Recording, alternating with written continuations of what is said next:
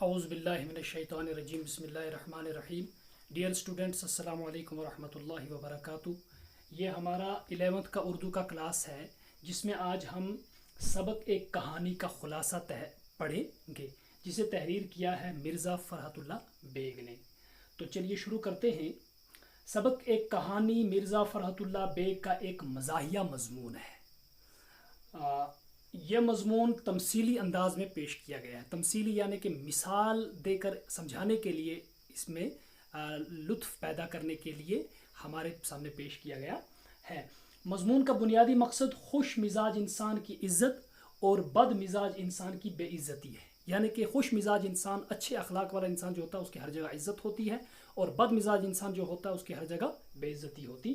کہانی میں مختلف کردار نظر آتے ہیں. سعیدہ اور حمیدہ اور ان کے دو بھائی احمد اور محمود جو نانی سے کہانی سننے کا تقاضا کر رہے ہیں.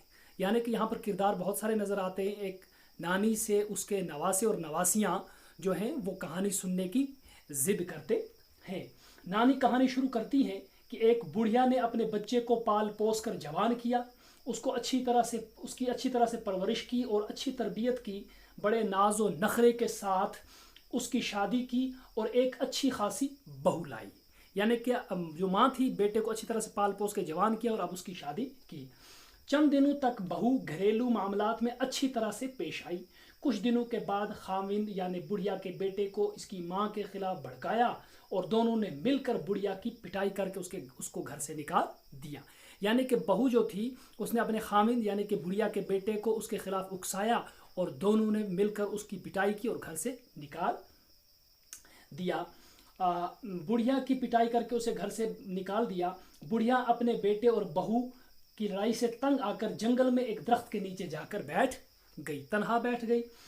اسی دوران جاڑا، گرمی اور برسات میں جم کر جھگڑا ہوا. یعنی کہ 3 موسم، جاڑا، گرمی اور برسات، ان تینوں موسموں کے درمیان جنگ ہوئی، لڑائی ہوئی. کس چیز پر؟ وہ یہ دیکھنا چاہتے تھے کہ ان میں اچھا کون ہے. طے یہ ہوا کہ کسی آدم زاد سے فیصلہ کرایا جائے. تینوں موسم اپنی اپنی خوبیاں بیان کرتے تھے. جاڑا کہتا میں اچھا، گرمی کہتی میں اچھا اور اچھی، اور برسات کہتی میں اچھی. لیکن اب انہوں نے فیصلہ کیا کہ کسی آدم زاد سے اس کا فیصلہ کرایا جائے. اس لیے تینوں بڑھیا کے پاس پہنچے. چونکہ بڑھیا نیک مزاج اور نیک سیرت خاتون تھی، اس لیے اس نے تینوں موسموں کی تعریفیں کی اور کسی کا دل دکھایا نہیں. یعنی کہ خوش مزاج عورت تھی اور عزت اور نیک سیرت خاتون تھی، اس لیے اس نے سب کی اچھی طرح سے تعریف کی، کسی کی خامی نہیں نکالی. اور سب نے خوش ہو کر بڑھیا کو 1000 اشرفیاں بطور انعام دیں. بڑھیا انعام پا کر خوش ہو گئی اور خوشی خوشی گھر چلی گئی. یعنی کہ بڑھیا نے جیسا کیا تھا ویسا اسے پھل ملا. روپیوں کے لالچ میں بہو اور بیٹے نے بڑھیا کی بہت عزت اور خاطر و مدارت کی.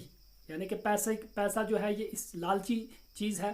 تو جب بہو اور بیٹے نے دیکھا کہ بڑھیا بیگ ایک اٹھا کے لا رہی ہے پیسوں کا، تو انہوں نے اس کو منایا اور گھر میں واپس لایا اور کچھ اشرفیاں خرچ کیں، باقی بچا کے رکھ لی. اگلے دن بہو ایک ہمسائی عورت کو یہ سارا واقعہ سنا دیتی ہے.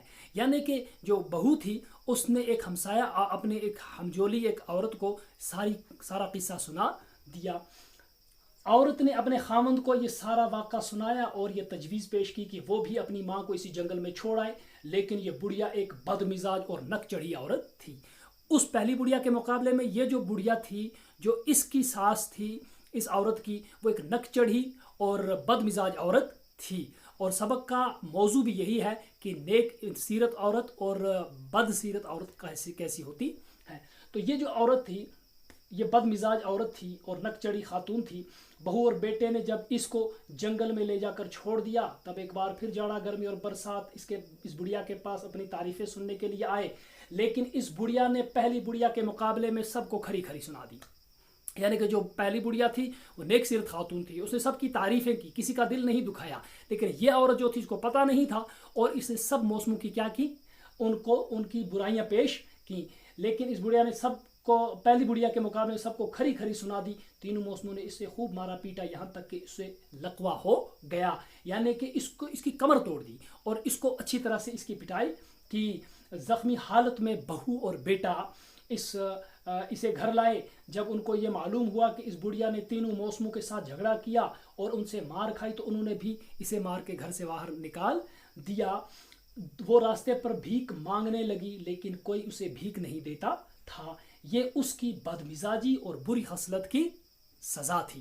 یعنی کہ یہ وہ عورت تھی جو بد مزاج تھی، نک چڑھی تھی، ہمیشہ ہر ایک کے ساتھ غصہ کرتی تھی، لڑائی کرتی تھی، اس لیے اس کی بد خصلت کی وجہ سے اسے یہ پھل ملا۔ یہ تھا ہمارا آج کا لیسن۔